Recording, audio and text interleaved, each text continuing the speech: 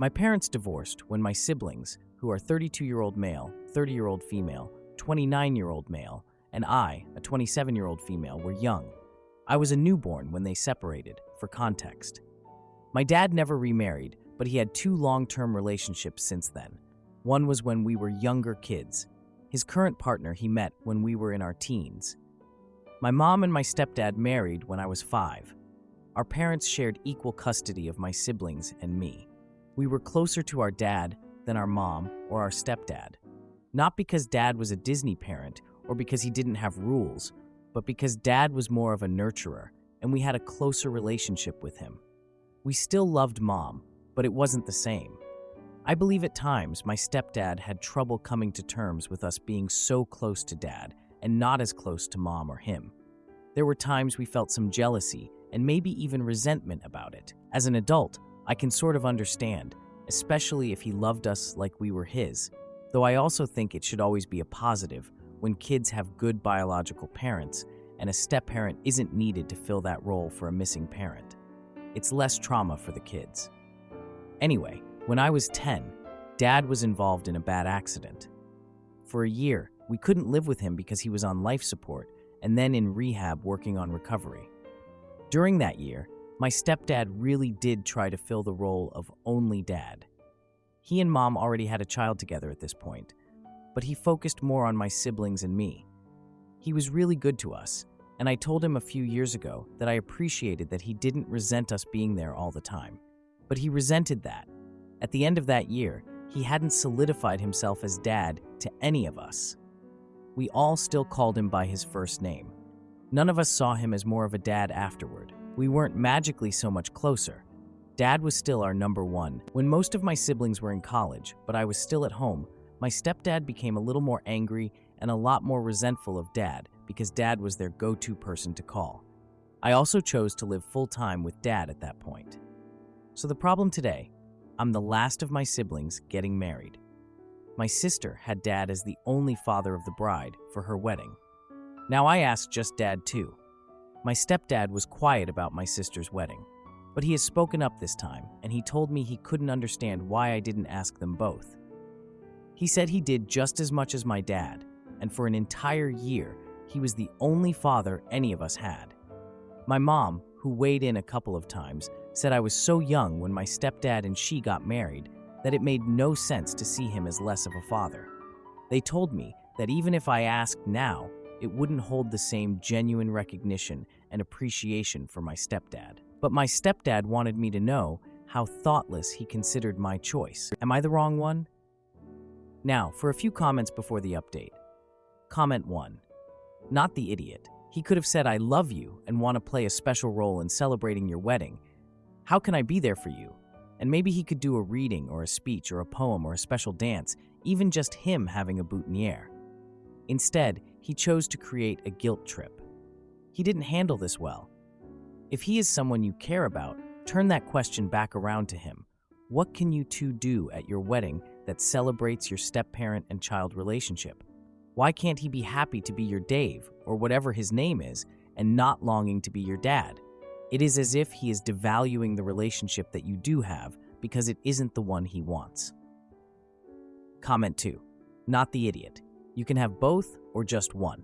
It really comes down to what you want. If you want just one, and that is your biological dad, then that is your decision, and you don't need to explain or justify your choice to anyone. I understand that the stepdad really stepped up in your time of need, but your feelings center more around your biological dad, and that ultimately matters more for you. It is your day, so do what you want for yourself and not for anyone else.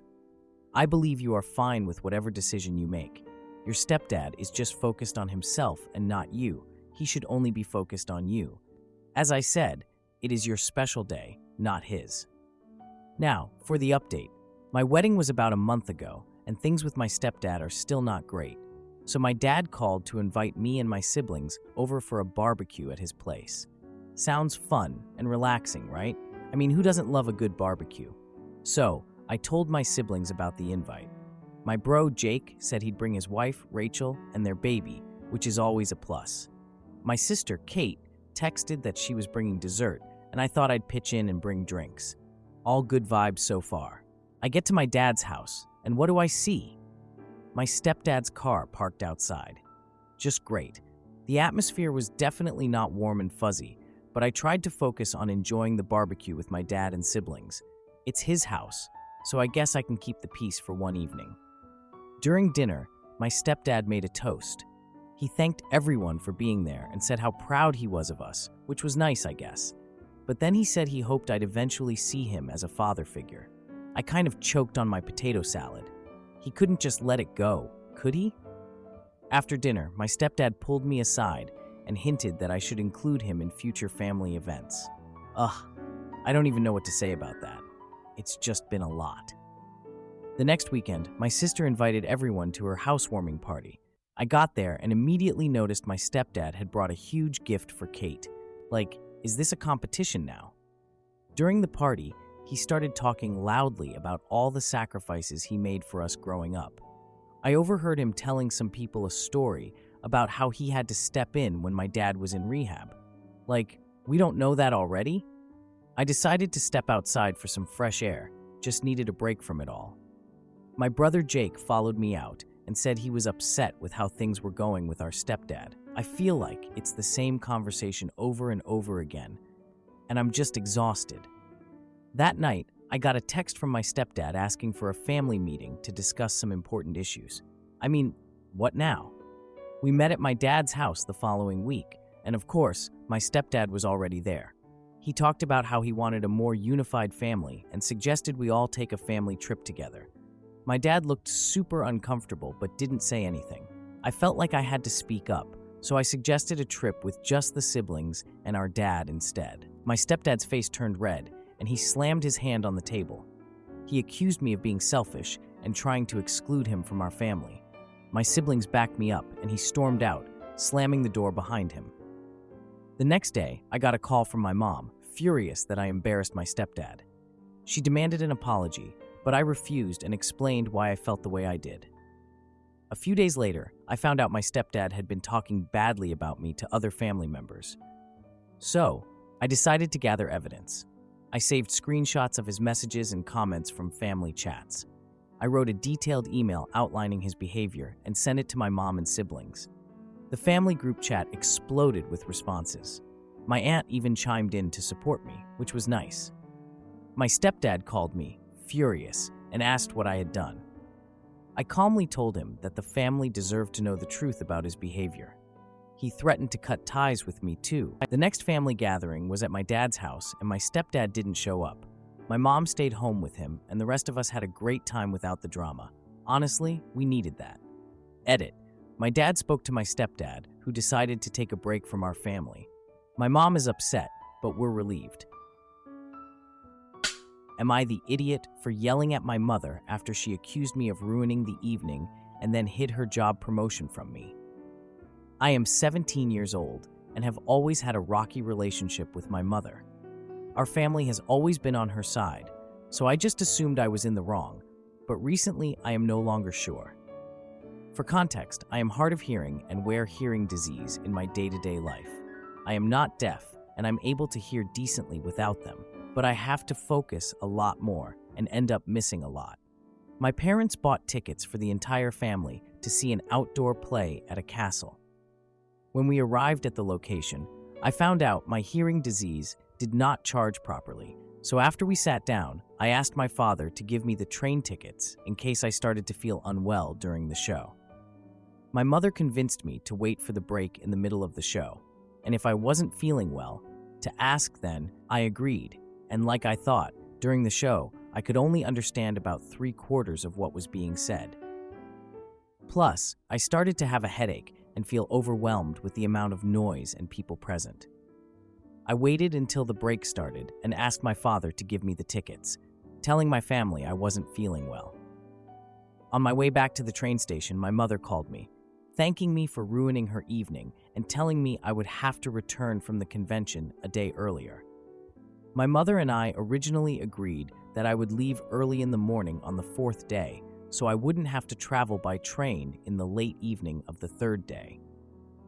I was angry and tried to call her back, but she kept hanging up on me. By the time they got home, I was already asleep, and I left early the next morning for the convention. I didn't speak with my mother before I left. I also rescheduled the train back, like she asked. Now, this is the part where I might have been in the wrong. While at the convention, my mother called me in a sweet tone, asking me why I didn't call her when I arrived. I was really angry, so I simply told her I didn't want to ruin your day. She was baffled and proceeded to tell me to call her the next day, and then hung up on me. She then sent me a long text about how I lost the right to leave the convention when I wanted to because I left midway through the show, something we never agreed to, how I didn't properly clean my room. She herself confirmed my room was clean a day before I left, and how I didn't properly show her what I was bringing with me. I showed her everything the day before. She just left my room upset because she kept insisting I bring more shirts, despite me telling her I was going to be in cosplay the entire convention. So I only needed something to wear on the way back, and some pajamas. I was furious at this point, so I called her and blew up at her, yelling about every one of these points and not letting her get a word in edgewise. She tried to weakly argue back, but I didn't let her speak. By the end, she basically just repeated the same point again, at which point I hung up on her. Looking back, I remember hearing her cry on the other end of the line, and while she hasn't acknowledged what happened since, I still feel guilty about it. Now, for a few comments before the update. Comment 1. Not the idiot. Things happen. Sometimes a hearing aid, phone, or computer doesn't charge properly. That happens to everyone. Someone her age should deal with it in a mature way and not be angry at you about it. I can understand her being mad if this has happened again and again, but if it's an unexpected mistake, why get so mad? Did she think you were lying to her or that you didn't charge it properly on purpose? Maybe it's not optimal for you to call and yell at your mom, but you're still really young. You're still learning how to deal with annoyances and conflicts. Your mom should have more experience and be able to be more rational. Maybe you can talk to her later and see if there was something else going on that you didn't know about. Like, this wasn't about the hearing aid, it was about something else, and once she calms down, you can both talk it out. I don't blame you for getting upset at how she acted. She escalated the whole situation herself. Comment 2. Not the idiot. Honestly, the way your mother is responding at every point in this story is really concerning. You didn't ruin anything, and as your mother, your well-being should have mattered more to her than you staying at the play. Her accusing you of ruining the evening would be concerning on its own, but the fact that she then tried to enforce consequences that made no sense and then made up reasons to justify it is just messed up. Yeah, losing it on your mom was not the right move, but it honestly sounds like there were a lot of built-up, unaddressed issues that led to it. Now, for the update. My last post was about how I fought with my mom and then heard her crying on the other end of the line. Now I'm back to let you know that a lot has happened since then, and it's all just super messy.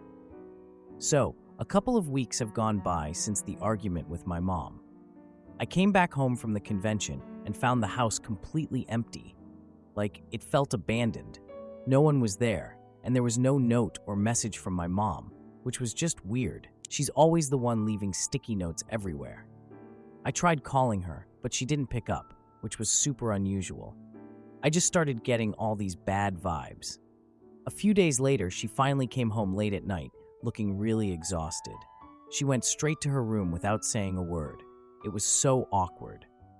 A week after that, we had plans for a trip to a nearby lake. My mom insisted that it would be a fresh start for all of us. I was like, okay, let's see how this goes. On the drive there, my younger sister, Kate, asked if we needed to talk about the whole fight thing. My mom just snapped at her, and the car got so quiet, you could hear a pin drop. At the lake, we were all trying to have fun with swimming and fishing, but it just felt off. I went for a walk to clear my head and saw my mom sitting alone on a bench. I approached her, but she just looked away like I wasn't even there. Later that night, we all sat around a campfire. My brother Jake was like, "Mom, you've been so distant since the convention." She just changed the subject so fast, making everyone feel super uncomfortable. After the campfire, I overheard her on a phone call, and I recognized the voice on the other end. It was someone from her work. She was talking about a big decision and needing time. I couldn't catch everything, but it sounded serious. The next day, we went for a hike. I decided to confront her about being so distant. But she snapped at me, saying she was busy and needed space. It's like she doesn't even want to talk to me. Later, Jake and Rachel invited us to dinner at a restaurant in town. While we were there, my mom got a text and had to excuse herself for the call. I noticed she looked really anxious while on the phone. After the call, she came back, and the mood felt off again. The conversation turned to Jake and Rachel's baby, and my mom just went completely silent. At the end of dinner, she announced that she needed to leave early. I couldn't help but ask, "Mom, is everything okay?"